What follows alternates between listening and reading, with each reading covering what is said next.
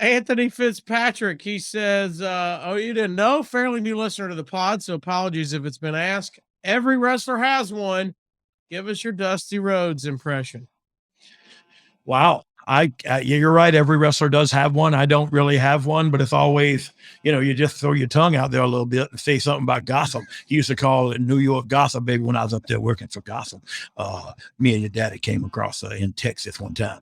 And so it was just, he always talked silent and he talked, but what a promo. You know what I mean? Like, let's take a minute and pay homage to the man, because what a promo Dusty Rhodes could cut. And so, you know why everybody has a friggin' impression of him? Because he was on top of the mountain when it came to promos. And so, kudos to the Dream for that, Do you remember when you met him? Was it a moment of, hey, this guy's just like he is? I mean, do you remember that at all? I'm trying to think, because I met him when I was real young, and I don't know that anything resonated as far as that. Now, when I met him in the industry, it was in WCW, and so I was kind of working for him, so I didn't hang out with him a lot. You know what I mean? I got to hang out with him more in the later years in NXT, and we got to actually sit around and shoot the breeze, him, me, and my brother Scott, in the gorilla position of NXT back in the day. And so, yeah, he was a down to earth dude. We had the one minor dust up that wasn't even a dust up. And it's funny that, pun intended, dust up, but where Cody did the moonsault off the cage and I barely caught him.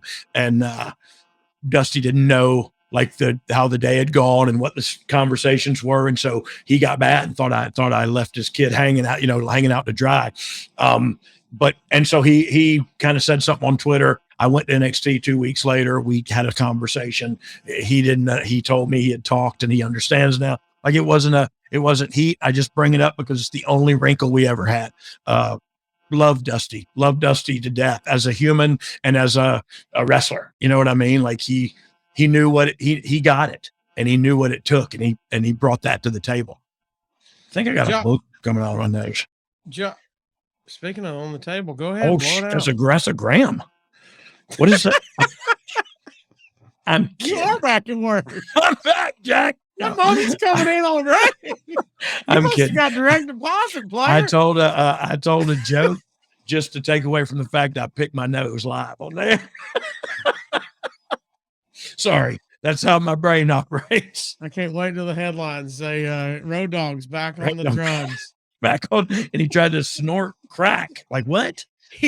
Graham right there on the pod. All right, let's keep it going. This one, yeah, very interesting. Now the title is Ask Road Dogg Anything. Anything, right? Yeah. Okay. Well, Josh Javen says, "Oh God, you ain't ass mother trucker." I had this asked to me on my first day of my new job. So, I mean, RD, it's your new job. I know who that is. You know what? We're gonna pass on that one. Okay. But I love Chafin, Harry Chafin Carpenter, whatever. You made me do it. You made me do it. Did he do Katz in the Cradle? I don't know. Oh, maybe. What a great song, man. Okay. I'll go off on any tangent. Because I said that to my daughter the other day. I was like, "Hey, what's your schedule today?" And she was like, "Oh, I got school and I got to work after that." And I was like, "Oh, Katz in the Cradle." And she's like, "What does that mean?" I was about to say, I just started crying.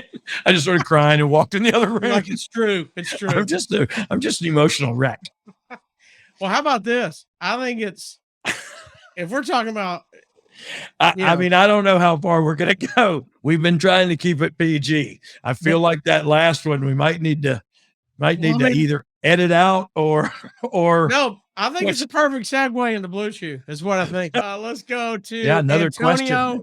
Macaronio. Oh, sounds delicious. I love his name, Monio.